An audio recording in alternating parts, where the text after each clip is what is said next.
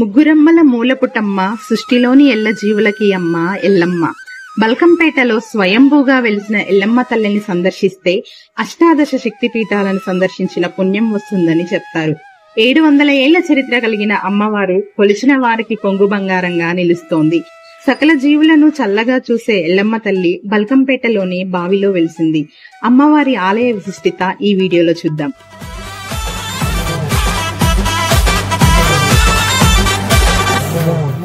తెలంగాణలోని హైదరాబాద్లోని ఒక ప్రాంతం బల్కంపేట. పూర్వం 700 సంవత్సరాల కిందట భాగ్యనగరం ఏర్పడక ముందు బల్కంపేట ఒక గ్రామం. చుట్టూ పంట పొలాలు. ఒక రైతు తన పొలంలో బావిని తవ్వుతూ ఉండగా పెద్ద బండరాయి అడ్డు వచ్చింది. ఆ రాయిని పరిశీలిస్తే అమ్మవారి ఆకృతితో కనిపించింది. చేతులెత్తి మొక్కాడు ఆ రైతు. ఆ విగ్రహాన్ని మరో చోట ప్రతిష్ఠించడానికి సిద్ధమయ్యాడు. ఆ విగ్రహం 1 ఇంచు కూడా కదల్లేదు. దీంతో ఊర్లోకి వెళ్లి చాలా మందికి విషయం చెప్పి విగ్రహాన్ని వేరే చోట ప్రతిష్ఠింపజేయడానికి 100 మందిని విగ్రహం వద్దకు తీసుకొచ్చాడు. అయితే ఎంత ప్రయత్నించినా ఆ విగ్రహం కదిలించలేకపోయారు. దీంతో శివసత్తులను పిలిపించారు. శివసత్తులంటే పరమశివుడి ఆరాధకులు. ఇక్కడి నుంచి పూజలు అందుకోవాలనేది అమ్మవారి అభిష్టం కావచ్చు, ఇది దైవ నిర్ణయం అని శివసత్తులు సలహా ఇచ్చారు. అమ్మవారిని రేణుకెల్లమ్మ తల్లిగా భావించి విగ్రహాన్ని బావిలోనే ఉంచి ఒడ్డున నిలబడి పూజలు చేసేవారు.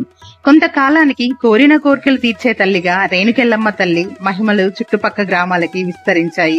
గ్రామస్తులంతా కలిసి అక్కడే ఒక చిన్న ఆలయాన్ని నిర్మించారు.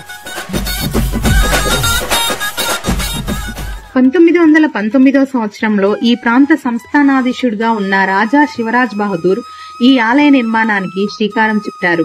భక్తుల నమ్మకాన్ని గౌరవిస్తూ ఆలయాన్ని కట్టించారు. దేవాలయంతో పాటు ఈ ప్రాంత అభివృద్ధికి బెహల్ఖాన్ అనే వ్యక్తిని నిర్వహణ అధికారిగా నియమించారు. అలా ఈ ప్రాంతాన్ని బెహల్ఖాన్ పేటగా పిలిచేవారు.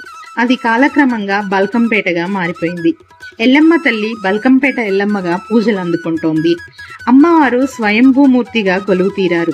తల వెనుక భాగం నుంచి నిరంతరం జలధార ప్రవహిస్తూ ఉంటుంది. ఆ జలాన్ని భక్తులు తీర్థంగా తీసుకుంటారు.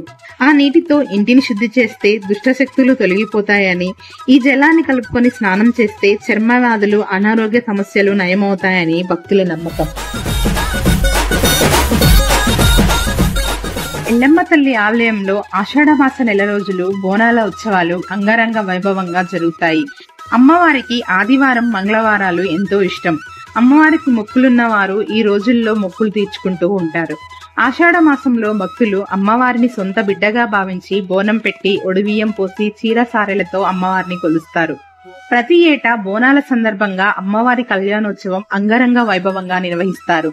ఆషాఢ మాసం తొలి మంగళవారం నాడు అమ్మవారికి కళ్యాణం నిర్వహించడం ఆనవాయితీగా వస్తోంది.